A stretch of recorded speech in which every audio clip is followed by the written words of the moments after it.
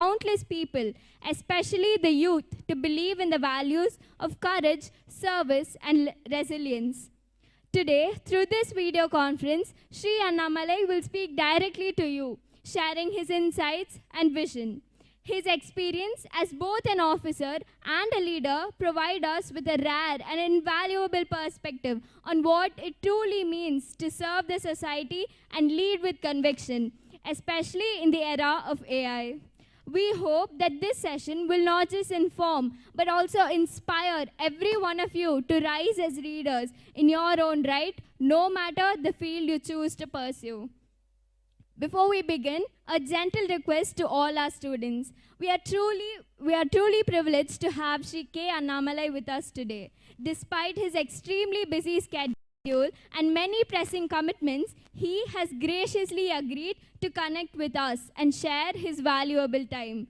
Out of respect for his presence and in order to make the most of this rare opportunity, we request you to kindly maintain complete silence and give him your undivided attention. Let us show our gratitude through our discipline, attentiveness, and wholehearted participation. A very good morning to you, sir. We are very happy to have you here with us.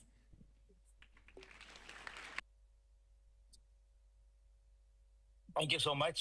அனைவருக்கும் என்னுடைய அன்பான காலை வணக்கம். My greetings to you all, to all the wonderful children who have assembled here.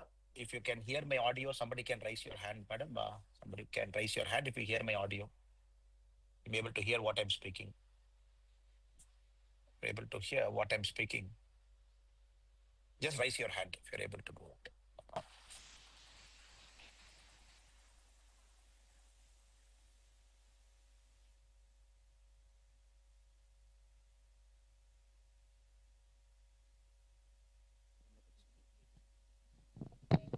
Hello, check.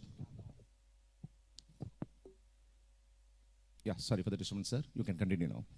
Sir, can you hear me, sir? Yes, sir. Very well. Sir, with the mic. Okay, thank you. அனைவருக்கும் என்னுடைய அன்பான காலை வணக்கம் to all the wonderful students who have assembled here from some of the finest schools in Coimbatore, 22 school children, close to about 500 young minds have come here, trying to understand how we can be a global citizen, how we can solve global problems.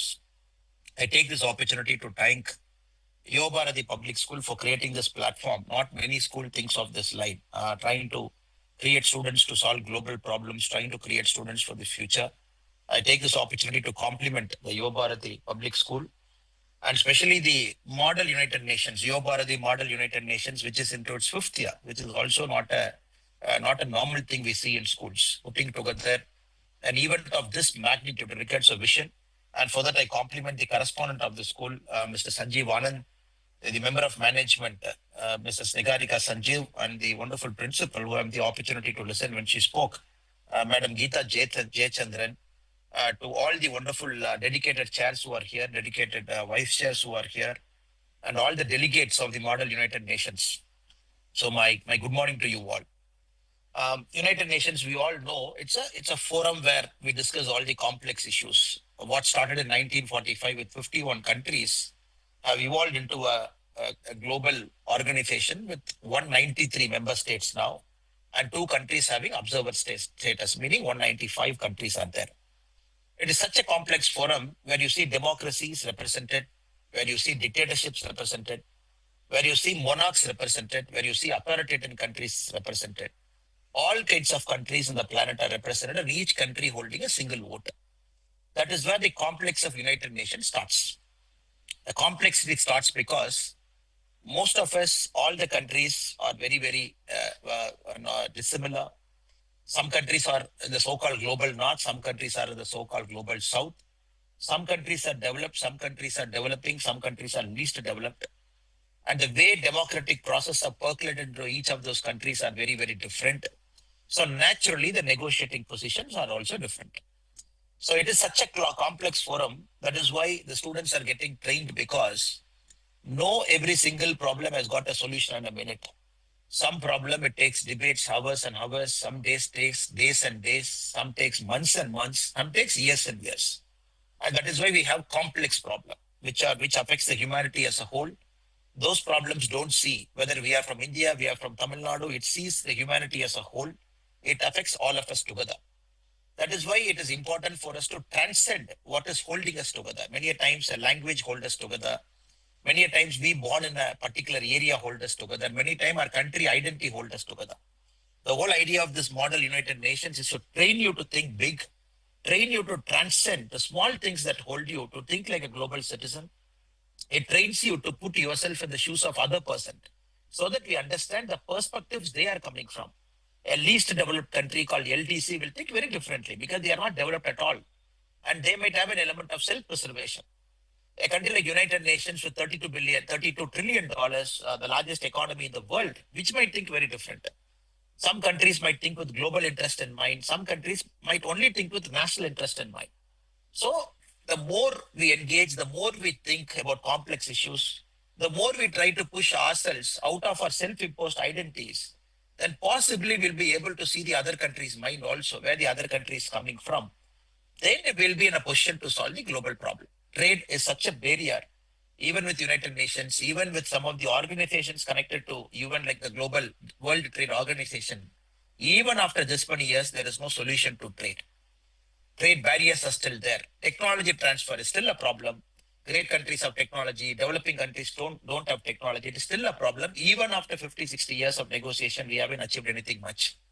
Even now in this era of 21st century, where the concept of aid, where the developed countries giving aid to the least developing countries, even aid is also a problem. United Nations come to a conclusion on that. Even global wars, as we speak now, there is a war between Russia and Ukraine. Iran and Israel war has come down. Gaza, Hamas, Palestine, Israel has come down. As we speak now, the world has also got a lot of global spots. As we speak, there are many wars which has crossed a year, which has crossed 2 years. Even now, we haven't found a solution. So the delegates here have to understand not every problem has got a solution which everybody will accept. Some solution, it needs maneuverability, it needs careful building up of arguments, it needs patience, it needs tolerance. I'm very sure 23rd and 24th of August, these 2 days, when you finish this wonderful model United Nations, when you go out, there are some attributes and qualities which will get built into you. You will get the attribute of patience, tolerance, the ability to listen very deeply, the ability to make convincing arguments, the ability to see the others, make the other side to see your perspective, and ability for you to see the other side's perspective. And this small qualities which you build as a student in this model United Nations forum, it will help you in multiple things. You can do whatever you want in your life. You can be a teacher, you can be an entrepreneur, you can be a student for some more time. So these qualities are very important for you to lead a better life. The topic that is given that I've taken to speak to you today is ethical leadership in the era of artificial intelligence. I'm sure the students nowadays, you know many things. You Google, you understand, you're good with technology, but still I'll take about 2-3 minutes to explain the elementary basics of artificial intelligence so that I can connect it to ethical leadership. This is such a complex topic. The United Nations is going to grapple with it in the near future. Maybe not now, maybe not. The UN is fully active into artificial intelligence regulation, thinking deeply about it. It is only a matter of time before it becomes a global issue. It might become a global crisis also, where everybody will talk about AI. So we have a human level cognitive ability. We humans think, we process, we think very complex issues. We try to come to a solution, which we call the human level intelligence. And all of us are blessed with a certain intelligence. We have a measure of IQ. We can say whether we have 130, 140, 150, 160, we can measure it. Then there is computer level intelligence, where you assemble a bulk of computers, you give it a processing power, you train the computers to think in a certain way, different languages, which we call LLM, large language models, so that with powerful chips, the computer becomes like a thinking machine. It keeps thinking, thinking, and thinking.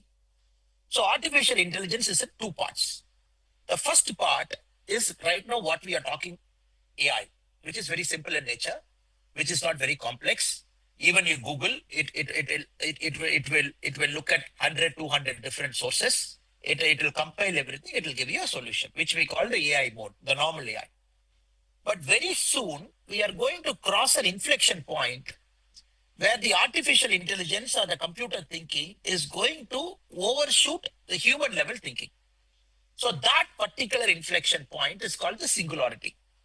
or the artificial generative intelligence, AGI. So all of us are discussing this particular point. Experts say it might come at 2030, some say 2040, some say 2050. Based on the processing power and how fast the computer chips are coming in, very soon this machine thinking will try to overtake the human level thinking. So which 1950, the great mathematician and the eminent thinker at that point of time, and in fact his code-breaking mission helped us to end the World War. He belonged to Britain. His name is Alan Turing. In 1950, he wrote a very forward-looking paper called the Turing test. Turing test he wrote in 1950. He said, there comes a time when the humans and computers, if they sit opposite to each other, if there is a blank screen between them, if the human while interacting with computer is not able to really understand whether at the opposite end it's a computer or human, then that is the time we have passed the Turing test. When a human is interacting with a computer, there is a blind screen between both of us. During the interaction process, the human is confused whether the opposite side is a human or a computer.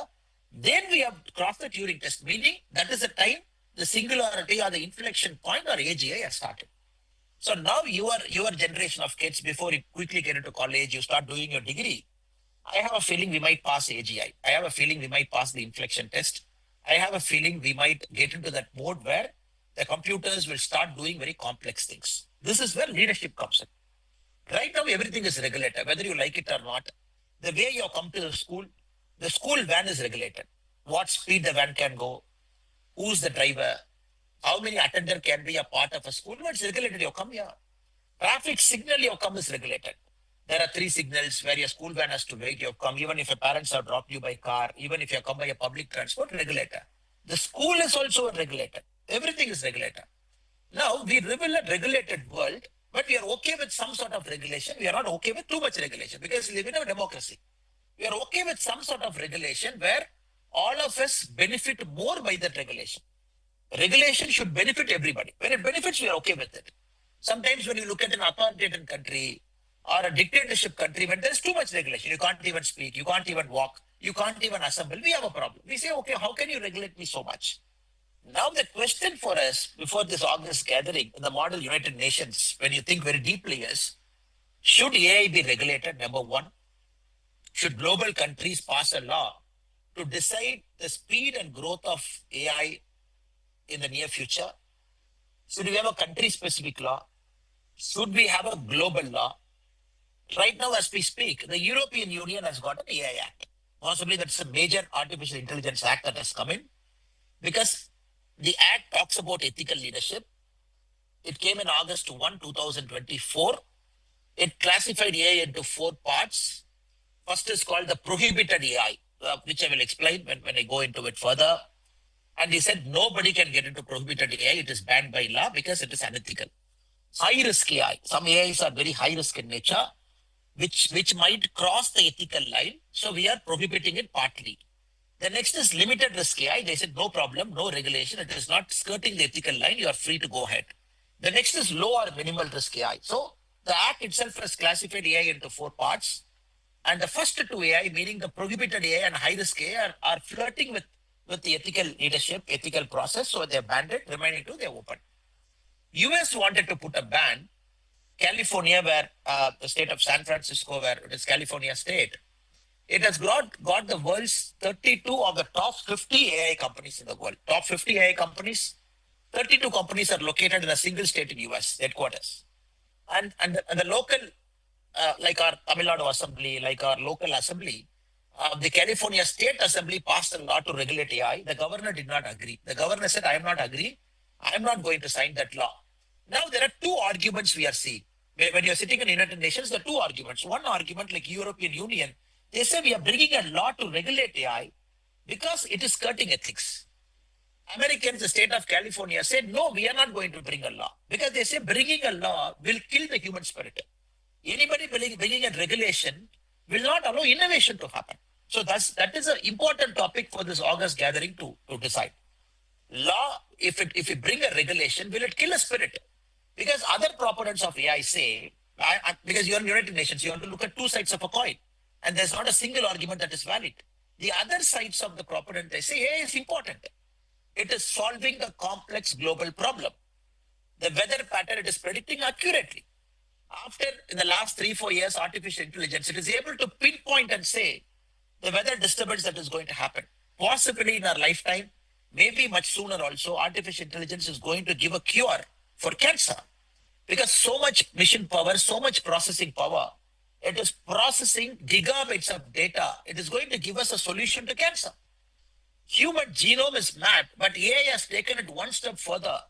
Maybe in next 10, 15 years, we will know each person uniquely the disease they might get and the possible medical cure that AI should propose. Right now, AI is also doing remarkable progress in some of the human tests, some of the medical tests it is doing. It is also doing remarkable process in creating molecular solutions to complex. That is why last year, when the Nobel Prize awarded the chemistry prize, it was co-shared with an AI company. So normally we see the Nobel Prize scientists get it. But last year we saw the Nobel Prize co-shared with an AI company because the AI company developed a technique based on the professor's argument of science. So both combined together to create a complex problem. So we have two sides. One side is very clear. Don't regulate. It's too early to regulate. No ethics is blurred now. Everything is fine. Please allow it to go for another 10, 15 years so that we will not kill the human spirit. We will not kill the innovation. We will find solutions to complex problems. The other side, no. It's already too much. We are already going towards artificial generative intelligence. The chips are becoming so powerful. We might cost the Turing test. The chat GPT-1, GPT-2, GPT-3, GPT-4, GPT-4.5, GPT-5, Gemini. If you look at all those companies, it is quadrupling the computational power. Every 1 year, the computational power is increasing 4 times, which is phenomenal, which is getting into a new zone which we don't understand. So we are saying, no, please regulate, please don't fast. Now, again, for you to make an informed decision, I can present some more complex arguments before you. Now, look at employment. Now, India is a very complex country. We are 140 crores. So you are representing India and United Nations, let us imagine. So you will say, look, I represent the country with the largest global force in the world, which is 140 crore. There are many countries, developed countries, which doesn't have enough population. Many European countries, they want immigrants to come and work. So they will say, no, we have lesser population. We are okay with technology. So the Indian delegate, some of you, if you represent UN in the future, which I want you to represent, becoming a part of the Indian Foreign Service and becoming a diplomat and sitting in UN and arguing. So you will say, look, AI might kill jobs because ethically we are bound to make sure people should not lose jobs. We don't want a jobless growth. Computers taking over, computers solving problem. Right now, people say the next 10 years, the software engineering coders will be abolished. No need for coders. Right now, many people, for example, if you take Tata Consultancy Services, the largest IT company in India, in the world, which employs about 6,12,000 people. 6,12,000 people is the current employment in TCS. Close to about 3.54 lakh are coders, entry-level coders, mid-level coders, high-level coders. People say when artificial intelligence comes, there's no need for coders. Then we have to understand such a complex country like ours with millions of young people like you. So where will we find new jobs in the future if you allow AI in everywhere? If you allow AI into employment, if you allow AI everywhere, then probably our argument in United Nations would be no. We want AI for certain sectors. We want AI for medical, we want AI for transport solutions, we want AI for this. But the moment you allow AI to solve my daily needs, you bring an AI robot into my house, there is no need for a maid. Now, very, very soon, AI you can map, or already I've seen a demo in Europe in my recent trip, where AI can come, AI-enabled robot can come, you can feed the menu into it, it is cooking beautiful dishes for you. Of course, right now it is not in a position to make complex dosas or a paniyaram like how we make in Coimbatore, but it can make pasta for you. It can make fried rice for you. It mixes all the ingredients, it cooks, it packs, it delivers to you.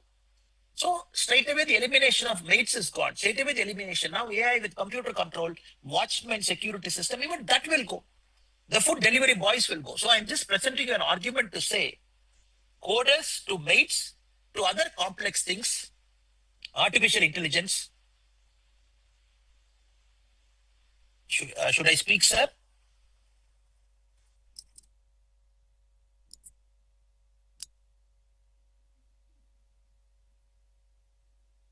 Can I speak?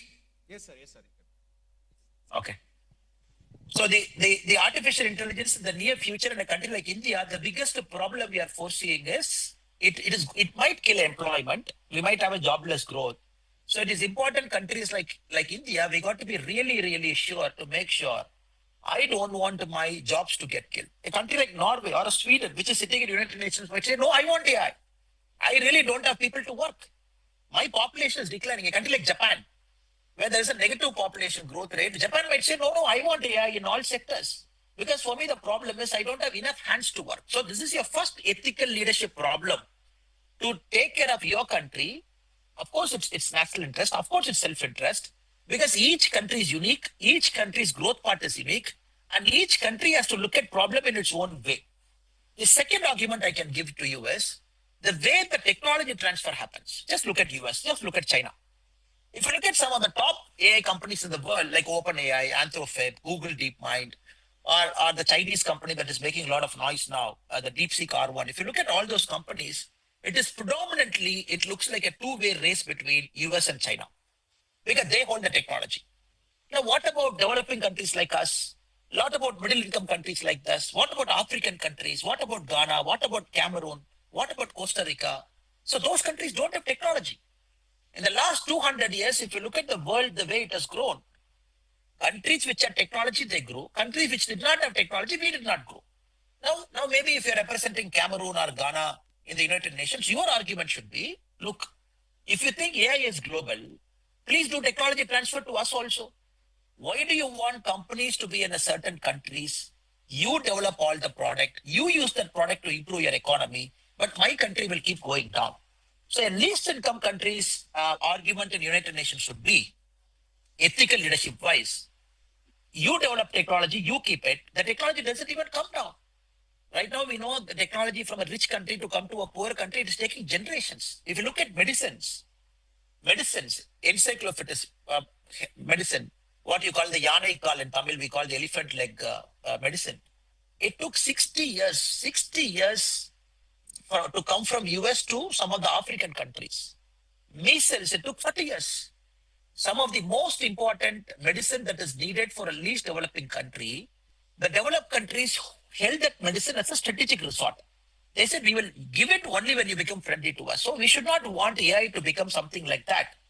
But right now, the way AI is going, artificial general intelligence, somebody was making the statement. It can run computers, it can run simulations, it can take over different systems, it can operate different systems. If you look at the American president, there is one guy who always comes along with the American president carrying a suitcase. If you look at the TV, you will see that's called the football, because the nuclear codes is right there in the suitcase. The guy who's always with the American president, he carries that suitcase where the football code is there. Football code is there where the nuclear codes the president can launch. Now AI can take control of that. So AI can decide, oh, where Russia is launching a missile, somebody is launching a missile. It will calculate, it will launch it. Now it is going to percolate into all parts where it will take control. Now we don't want to have a scenario where countries which don't have technology, they become lagging because we want an equitable world. At least in your generation, before 2060, 70 ends. We want to see an equitable world where there's nothing called least developing country. Even they should be developed. As we speak now, simply because somebody is in a least developing country, millions of children are dying. Millions of children in Africa are dying. So we don't want that to happen in our lifetime. So this is your second point of argument, ethical leadership wise. Can the technology transfer happen in an equitable way so that all of us sail together? So this is very important. The third one I would say from an ethical leadership point of view with respect to the artificial intelligence is how much is too much? How much is too much? Now, yes, we all like idlis. We all like dosa. I'm sure whatever you say breakfast is. But how much is too much? You might, at a certain point after you have to say no. When age comes, you have to say no to sugar. I'll take one sweet, but not more. I'll take one ice cream, but not more. Now, AI is also like that, where we have to think when will we say how much is too much? And is the time to say it now? Is it time to say it 10 years from now? So that is a ethical leadership you will always grapple. Because the problem with ethical leadership is what might appear ethical to you might not appear ethical to others. Of course, there are human values. Of course, there are certain human norms which transcend boundary. But ethically, as a developing country, I might think something. But as a developed country, they might think something. So this ethical leadership, it comes for you with continuous engagement, continuous patience, continuous negotiation, continuous deep thinking. It should make you a person with empathy. It should make you a person, not a very cold-hearted diplomat. Oh, I will operate. I will give you one. You give me one. That's a very cold-hearted diplomatic way of operating. But for a better world, I would really expect all the delegates here to have empathy at the core of your being. Empathy is very, very important. Even you are an Indian, you are a Tamilian, you are an Indian, no doubt, but you are also a global citizen. You cannot take too much from the pie. We should help the pie to grow. Can we make the pie to grow instead of grabbing everything to us so that other countries don't get anything? So that is a very complex process of a negotiation. Yes, you can be a great diplomat for India. I made India win, but it's somebody losing, and somebody is losing in the moral equivalent to say, if it affects their livelihood, daily existence, food, then probably we are living in the same earth, say sharing the same resources. What goes around will come around. What is affecting one country will come to us. The corona which started in China, matter of months, it spread to all of us. The corona did not care. It is in China. There is a boundary. So in the future, I'm sure all of you will see complex human problem that will start in one country, very quickly come to other countries also. So the third one for ethical leadership in my mind is, how much is too much? Where do you want to put a stop? Do you want to build a big dam to say I don't want? Or you want to build a small gate to say I will only allow this? That is for you. That is for the delegates to decide. Will I put a dam to stop everything, or will I put a gate to open, close, to allow something, not allow something? So this is a call you all have to take. So artificial intelligence is coming. It is coming in a big way. And ethical leadership is always important, not for AI. It is always important for anything.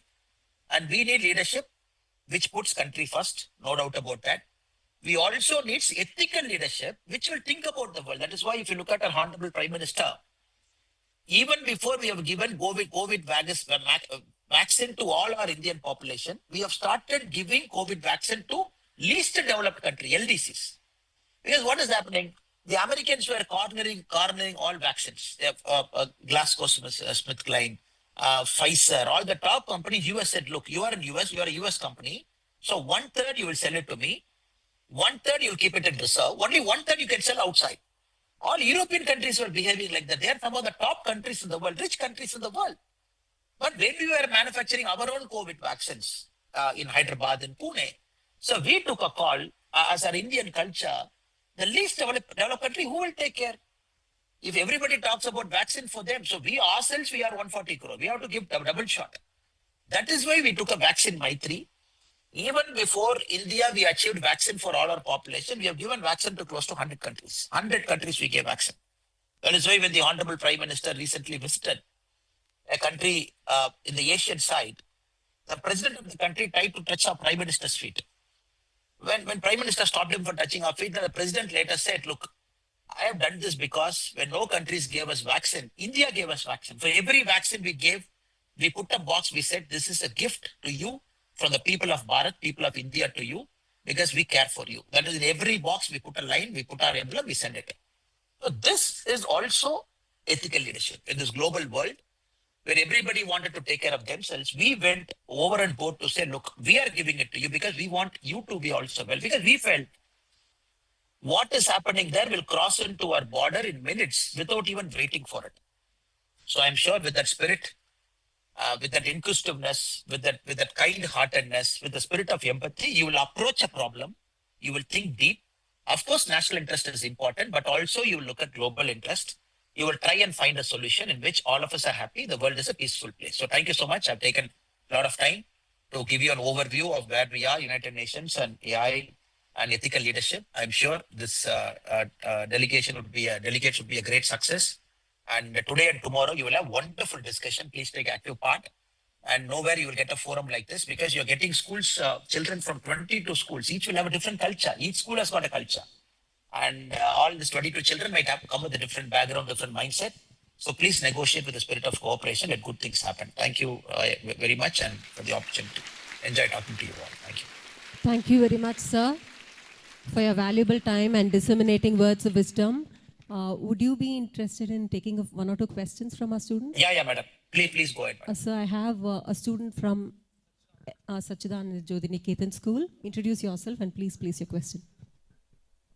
First of all, good morning, sir. I am Rishan Narsiman. I'm a grade 12 student studying in Sachidananda Jyoti Niketan. And sir, my question to you is, in today's India, youth leaders or young leaders, it is said that anybody who wants to lead must have power, must have influence, and must have money. What is your message to those youth who have that leadership potential but are unable to go out because of certain circumstances? A great question, Rishabh Narasimhan. Thank you. Please have a seat. I will answer it. It is very pertinent, I think. 1893, there was a guy in South Africa. His name is Mohandas Karamchand Gandhi, 1893. I'm not talking of 1947, 1893. So he was going in a train, and there was a station called Pietermaritzburg.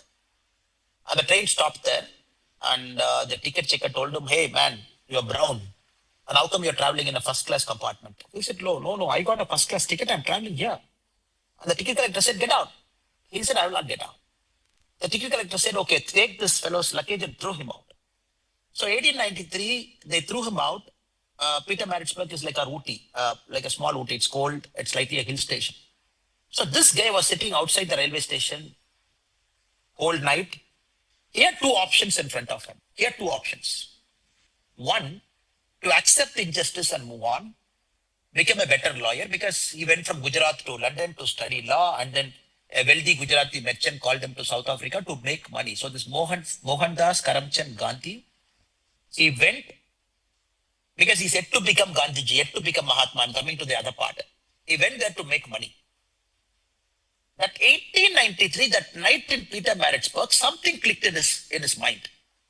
He's like, this is injustice. And somebody has to question.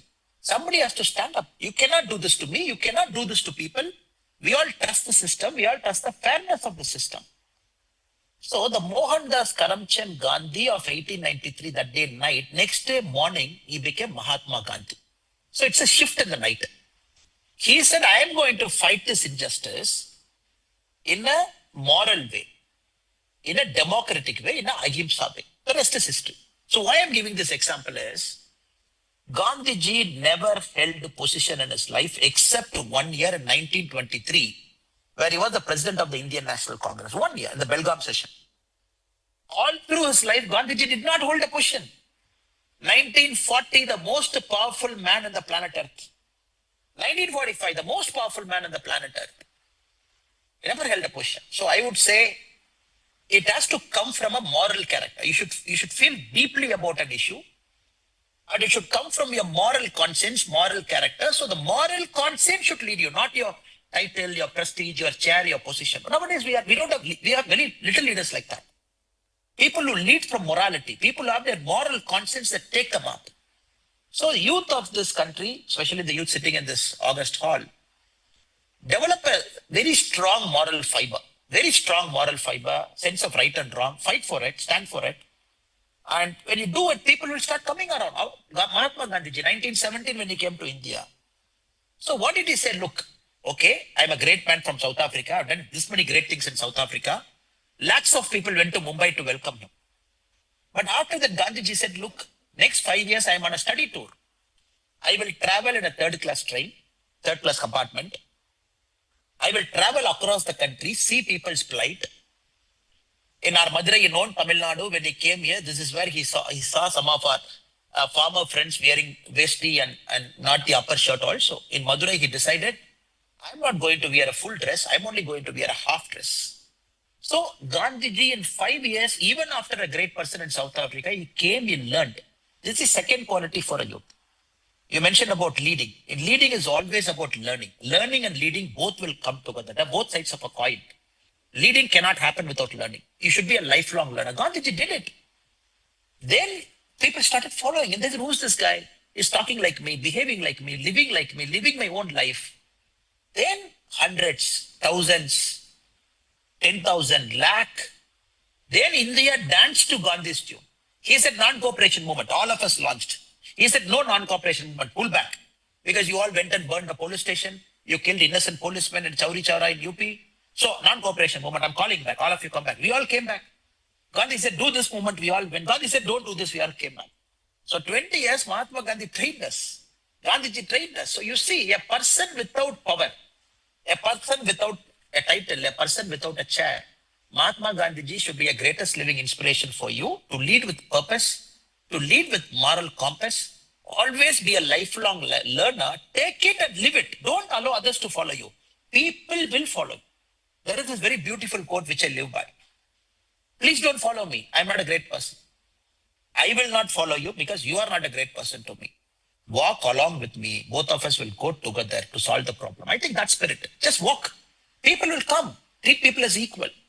And everything will come after that. So I'm sure you will think very deeply about it because it is a very deep question. And I'm sure the next 20, 30 years, your life, you will find your own ways of leading. You will find your own ways of empathy. But with a sense of moral compass, you will do it. Thank you, Rishabh Narasimhan, for the question. Thank you so much. Thank you, sir. One more question from a student from... Introduce yourself. Good morning, sir. My name is Sri Lakshmi. I am a grade 12 student of People Prodigy. My question is, what advice would you offer to young officers and aspirants of the civil service who will enter the office today in the 21st century, where anything you say or do will have a huge impact on the world around you? Thank you, Sri Lakshmi. Ji, please have a seat. You have to understand, in India, it is civil servant. We call that a civil servant. There are two words. It's combined now. One is civil, one is servant. Civil servant, and which means to serve. Serving whom? Not the politician, not the CM, not the PM. Yes, they are very important in a democracy. It is serving the people. And civil servant, by the nature, is expected to serve the people. So who are the masters? The people are the masters, not the politicians, not the political masters. There's two things I think it is important we should remember on day one. How many of you have heard about Lance Armstrong? Cyclist, can you just raise your hand? There was a great cycling champion, Tour de France, Lance Armstrong. Okay. So we have a great cycling champion. If you look at the cycle, in the cycle rim, he has written a word called never forget the beginner spirit. Because he say what the beginning day you do something, that spirit you should always remember. Because after that, somehow we lose that beginner spirit. A civil servant has to always understand why did they enter into service. 21, 22, 23, 24, you're idealistic, you want to change the world. You should always remember that even at 40, even at 50. You should not say, nay, kuch nahi hoga, idu vandu nadakadu, idu vandu maaradu, the ulagam eppadi dhaan irukum, nothing is going to change. Na ennaiya maathikkuren. So a lot of people tend to change. That is a problem with our Indian civil service. The day you enter with a lot of hopes to say, I'm going to change it, I think this is my advice. One, always remember you are a civil servant. Always remember people are your masters. We have to serve them. Second, always remember there is a beginner spirit. We came with a certain purpose. Never forget that purpose. Always sail with that purpose. I think there's two things, because you will have ups and downs in life, because that is nature of life.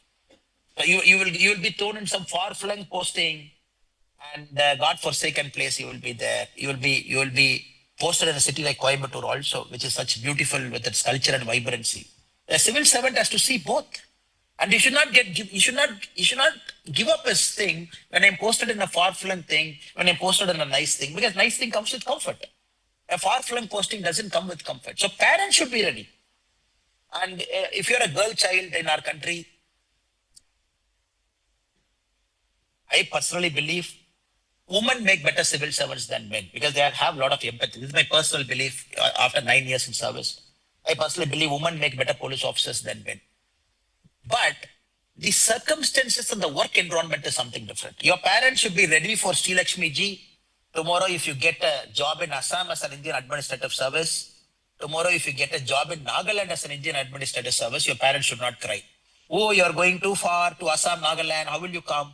Your parents should say, great. It is in Bharat. It is in India. You're serving our people. Please go. There is only one flight. You can always come back. So that's spirit. So parents should allow their girl children to fearlessly go and work across our country. Oh, you got into police service, it is too risky.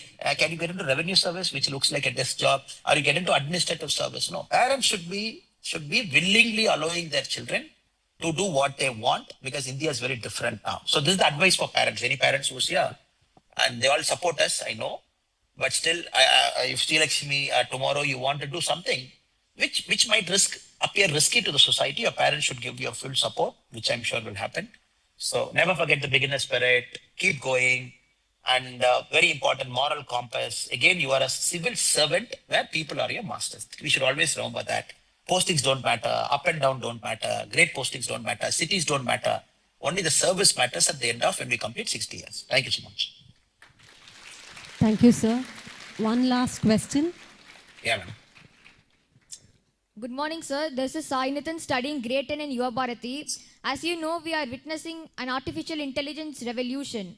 So how do you think India can utilize artificial intelligence to boost itself on the global stage and to serve its people in the future? Thank you, sir. Sai Nathan, thank you so much for your question, and good morning to you. You look very smartly dressed. And finally, I think Yuvabharathi has given a chance to one of their children. That is, I appreciate, because you have given chance to people from other schools. That only shows how large-hearted Yuvabharathi is. Sai Nathan, if you see, some of the greatest minds in AI are Indian engineers across the world. You must have heard about a company called Perplexity. Perplexity is by an Indian guy, Arvind Srinivas, which is a global AI company in the world now. So if you look at DeepSeek, some of the great companies, there are Indian engineers who are sitting in, Indian CEOs who are sitting in. So Indian talent is there, but only reason is opportunity. So Indian talent is doing this in US. So that is our first challenge. For an Indian AI, which we are investing very heavily in chips, we are investing so much because we want Indian AI companies to gain foothold. The question is enabling environment. The first thing for us to kind of use AI to our advantages, we should have enabling environment for artificial intelligence companies. Lightly regulated, thinly regulated, greatly regulated. Again, we spoke about it. Hubs like Bangalore, Chennai, Coimbatore. This can be emerging places because you have to understand, if I use a chat GPT to say, how are you, Nitin? How is Nitin? If I use that. If I use Google, the chat GPT, it consumes 7 times more power than Google. So of course, you know it. So AI is energy intensive. It eats a lot of energy because of data centers.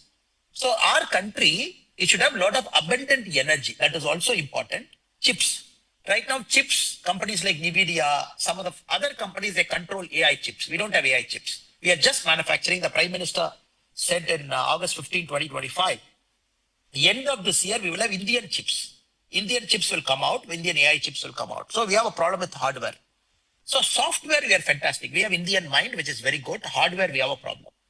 I'm sure in the next 2-3 years, we have to settle this, get it right. Policy environment, hardware chips, enabling environment, cities. So this is number one. Number two is, we have, among the global population, we have a lot of data sets. If you look at China, China is using China's data, Chinese language, Mandarin, to train its LLM, because AI by its very nature is English in orientation. It's English in orientation.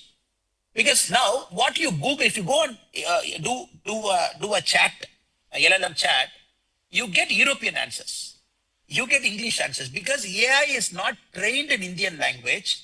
AI is not trained with Indian data set. This is our problem. Because AI right now, if I go to Google, so right now I'm in Google in front of you. I'm just trying to Google something. I'm going to AI mode in Gemini.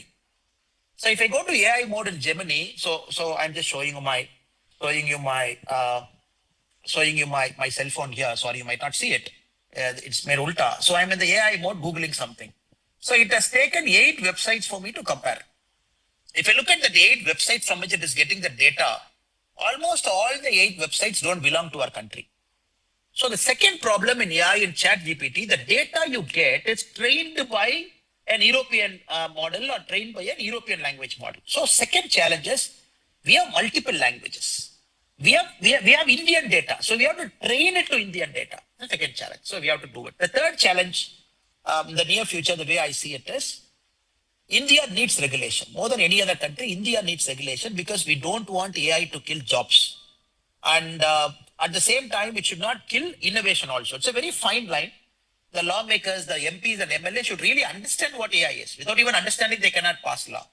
So I hope people like you will educate our MPs and MLAs to think about AI very deeply and then regulate it, but not too much. Control it, but not too much. Control it that benefits the Indian way. These 3 things I see as the immediate challenge. We have talent. We don't have hardware. We are building it. Next, the language models are trained in the European, not in Indian mind. We have to do with Indian data set. Third one is educating our member of parliament and MLA so that public representatives are aware and then they bring in light regulation to do it. Thank you. Thank you, Nitin. Thank you so much once again, sir. We feel greatly elated and highly honored